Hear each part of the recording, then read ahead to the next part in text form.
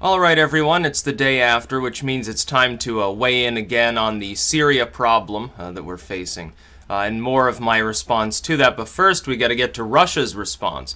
Those people that were quite optimistic last night that Russia somehow had a hand in what was done in Syria appear to have been totally wrong. Russia has just suspended several important agreements that it had with the United States. It took them less than a day to respond by doing this. Link in the description, of course, to the archive page on their own statement on the strikes that we conducted on this particular airfield in Syria. The first agreement that's been scrapped is literally just a general communication between the two nations for the purposes of coordinating strikes on ISIS. The second is an agreement that did allow our planes and drones to fly around more or less freely in those zones, specifically because we were targeting ISIS. Of course, Russia's been targeting them too, Assad, the Iranians, everyone's sort of cluster-busting ISIS forces in the region. So what we've actually accomplished by conducting this strike is not crippling Assad, inconveniencing a dictator, or saving my children, my women, which is a retarded excuse for warmongering. That's not what we've done. What we've done is actually now hobble ourselves in the fight against ISIS. Now, all these shills, which is what many of them are, or partisan Republicans, or chicken hawks, some of them, or delusional individuals who are easily taken in by propaganda, these people spewing out this crap about my women, my children, everyone's getting gassed, oh no, how can we sit by, we have to do something, don't seem to realize the difference between the number of civilians killed by ISIS around the world and the number supposedly killed by Assad in this gas attack that may not have even involved Assad. How quickly people forget that in 2013, Obama and Kerry came out, said that Assad had gassed people then. It turned out months later they were totally wrong. The UN's own investigation showed Assad wasn't the one that deployed the nerve agents in that situation. It turned out the rebels had deployed it. They had gotten a hold of a chemical weapons stronghold. Yes, we know Assad has chemical weapons. But if he's not the one deploying them, then what's the point of retaliating against somebody who's not even responsible? Several people were pointing out, well, we have to retaliate somehow, because ma convention or ma agreement or something like that. Yeah, that's fine, but who are you retaliating against? We may have just struck a target of a party that didn't even deploy the weapons in the first place. These people saying, oh, it's the U.S. government would never lie to us, the UN would never lie to us about who's responsible. Bullshit, they didn't do it in 2013. Obama and Kerry spent weeks there warmongering, saying we needed to do fundamentally what we just did on a larger scale, admittedly. And they were wrong. And we can prove that they were wrong. And the government's probably wrong this time too. Now, as to my own response, this takes us further into the Cold War. Russia's response shows that. It's going to take some time to repair that relationship. Anyone claiming that Trump at this point is in collusion with Russia doesn't understand what's going on. It's tinfoil hat crap from the DNC. That's all it ever was. The DNC was seeking to deflect the fact that they had low security capabilities and were fucking corrupt and retarded. The Democratic Party was corrupt. They got caught out with their pants down being corrupt. They decided to blame the Russians. It was really convenient, became a partisan issue. They're still running with it now to cover their asses. It's not true. It's a fantasy. They're living in La La Land, and they're hoping that you'll join them in living in La La Land. So shame on the DNC for helping push us further into the Cold War, because it's been ongoing now for months. It's part number one. Part two, if it was Assad that gassed somebody, do you think this is going to stop him from doing that again?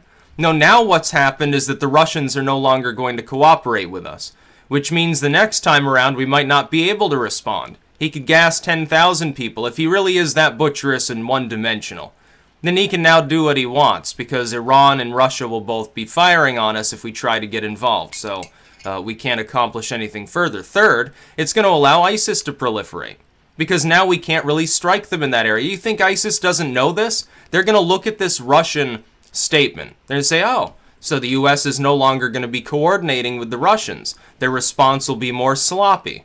They won't be allowed access to some of these areas without the risk of coming into direct confrontation with another major nuclear power. Oh, that we can be in this area if we want. At the very least, we no longer have 2 or 3 different groups shooting at us constantly.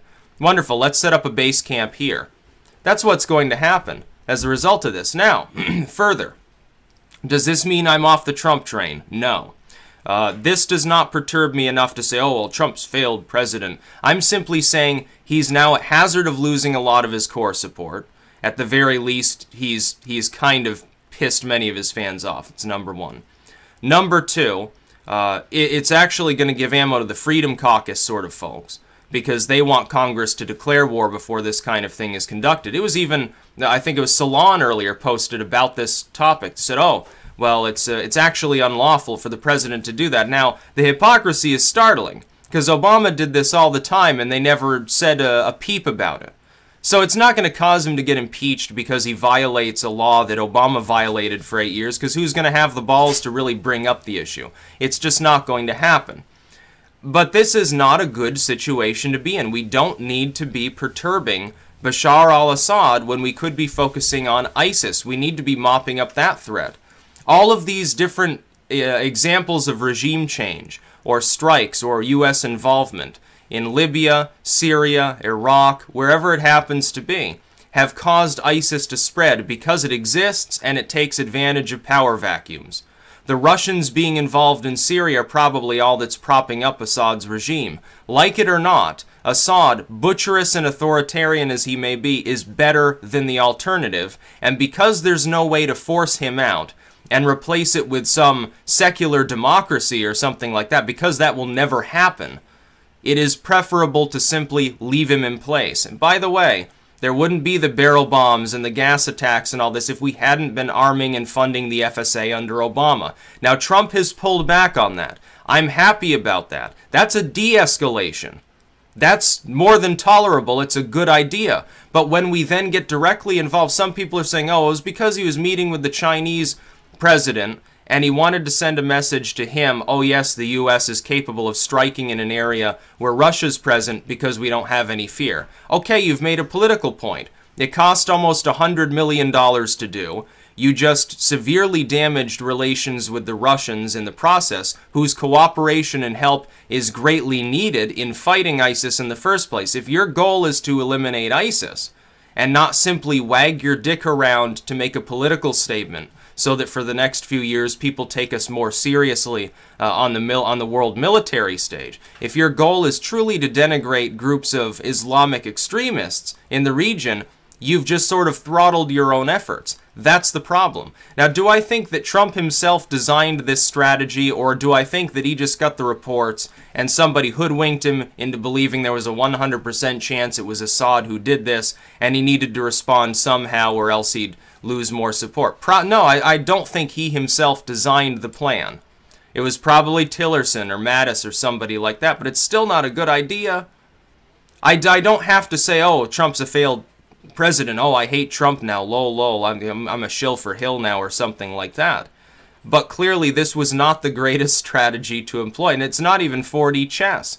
No, it's clearly not. The benefits that you do get in a political sense are present, but they're outweighed by the fact that now we have to go grasping back after Russia to get them back on board to let us conduct more strikes on ISIS in areas they're already operative in, or Iran is operative in. Otherwise, we risk nuclear war. Yeah, we do. Relations haven't been this bad with the Russians since the 1980s. That's how bad it is, almost declining back to like Cuban Missile Crisis levels or Sputnik levels or something like that. That's not a good place to be in the world. I thought we already had this problem for decades and decades and were relieved when the Cold War supposedly ended. It never did, but it began to warm up more and more. You know, there was more cooperation. You know, we were sending astronauts and cosmonauts up together, and we built some art sculptures and shook hands, and then there was Yeltsin there was totally blasted out of his mind meeting with Clinton, got Clinton to crack up and stuff. I thought that that was kind of the goal all along, to prevent, you know, hostility between two major nuclear powers. Instead, he waits, Trump, waits until some random moment where there's some sketchy intel that a gas attack involving Assad has occurred, and decides to perform what people are hoping. The best case scenario is it's a one-off strike, but that, I mean, it doesn't prove anything. It's not going to impress the Chinese. It pisses off Russia, doesn't really impress the Chinese. Maybe they say, okay, well, the Americans mean business. They're going to forget about it. You're going to have to conduct more such strikes. It's not a case of you conduct one strike and for the next 4 years people think that you're a god man or something like that. It's not the way China's going to work. It's not the way their culture works. It's all well and good to say, oh, we flattened this airbase that was used to launch chemical gas. We don't even know who is responsible. What's the point of retaliating when you don't know who you're retaliating against? That's my point. So it's forgivable, but it is also objectionable. Trump has to take responsibility for the fallout from this, mainly in the form of decreased relations with Russia, which sort of undercuts the DNC's tinfoil hat crazy conspiracy theory that somehow Trump is in the pocket of Putin. Now, it would be better if he was. Yeah, it would. It would be honestly better if that were the case and there were some weird bromance and they had sort of a Putin and W relationship like they had early on, where they play tennis and go golfing and crap like that. That'd be a better world to live in. It'd be a more stable world with cooperation between the two main military powers of the world. Especially if you get China on board. China has its own problems in some of its far western provinces with Islamofascism. They can crack down on their own. They'd probably welcome the chance to be involved in this. But now this sort of stymies that, at least temporarily. It's like taking a step back in our policy on how do we deal with ISIS, because our own former foreign policy literally created the power vacuums that they then filled in. That's about all. Peace out.